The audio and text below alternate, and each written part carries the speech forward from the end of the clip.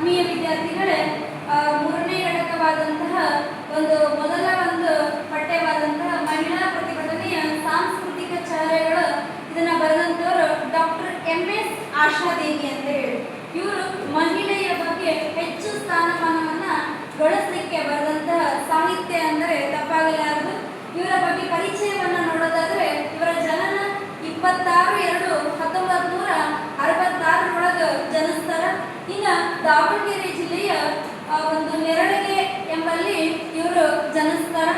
ಇನ್ನು MA ಪದವಿಯನ್ನ ಇವರು ಬೆಂಗಳೂರು ವಿಶ್ವವಿದ್ಯಾಲಯದೊಳಗ, ಅದು ಕನ್ನಡ ವಿಷಯದ ಮೇಲೆ MA ಪದವಿಯನ್ನ ಮಾಡ್ಕೊಂಡು ಬರ್ತಾರ. ಇನ್ನು ವಿಮರ್ಶಕರಾದಂತಹ ಡಾಕ್ಟರ್ DS ನಾಗರಾಜ್ ಅವರ ಮಾರ್ಗದರ್ಶನದೊಳಗ ನವೋದಯ ವಿಮರ್ಶೆಯ ಪಾಶ್ಚಾತ್ಯ ವಿಮರ್ಶೆಯ ಪ್ರಭಾವದ ಮೇಲೆ PhD ಮಹಾಪ್ರಬಂಧವನ್ನು ಕೂಡ ಮಂಡನೆ ಮಾಡ್ತಾರೆ. ಆದ್ದರಿಂದ ಇವರಿಗೆ ಡಾಕ್ಟರೇಟ್ ಪದವಿ ಸಲ್ಲುತ್ತದೆ.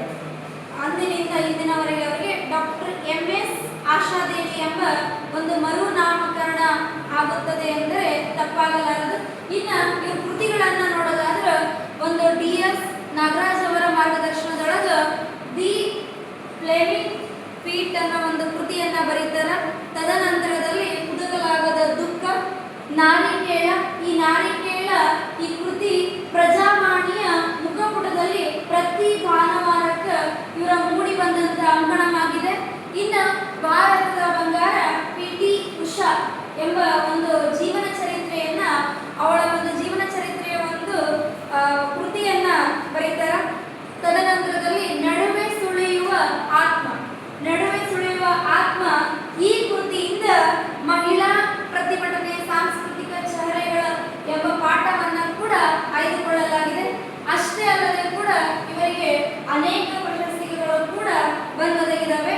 ಅವು ಯಾವ್ಯಾವ ಅಂತ ಹೇಳಿದ್ರೆ, ಕರ್ನಾಟಕ ಸಾಹಿತ್ಯ ಅಕಾಡೆಮಿ ಪ್ರಶಸ್ತಿ, ಇನ್ನು BM ಇನಾಮದಾರ ಪ್ರಶಸ್ತಿ, ಸಾಹಿತ್ಯ ಶ್ರೀ ಪ್ರಶಸ್ತಿ, MK ಇಂದಿರಾ ಪ್ರಶಸ್ತಿ, ಅಷ್ಟಲ್ಲದ ಕೂಡ HS ಪಾರ್ವತಿ ಪ್ರಶಸ್ತಿ ಕೂಡ ಇವರಿಗೆ ಸಂದಿವೆ. ಇದಿಷ್ಟು ಇವರ ಪರಿಚಯ, ಡಾಕ್ಟರ್ MS ಆಶಾದೇವಿಯವರ ಪರಿಚಯ. ಇದಿಷ್ಟು ಅರ್ಥ ಆಗಿದೆ ಅಂತ ಹೇಳ್ಕೊಂಡಿ ಪೇಪರ್ನಾಗ ಬರೀತೀರಿ ಅಂತ ನಮ್ಗೆ ಹೇಳ್ಕೊಂಡೆ. ಅಟ್ಲೀಸ್ಟ್ ನೋಡ್ರಿ, ಒಂದು ಐಡಿಯಾ. ಜನನ ಗೊತ್ತಾಗಿಲ್ಲ ಅಂದ್ರೆ ಜನ್ಮಸ್ಥಳ ಇದೈತಿ, ಅವರು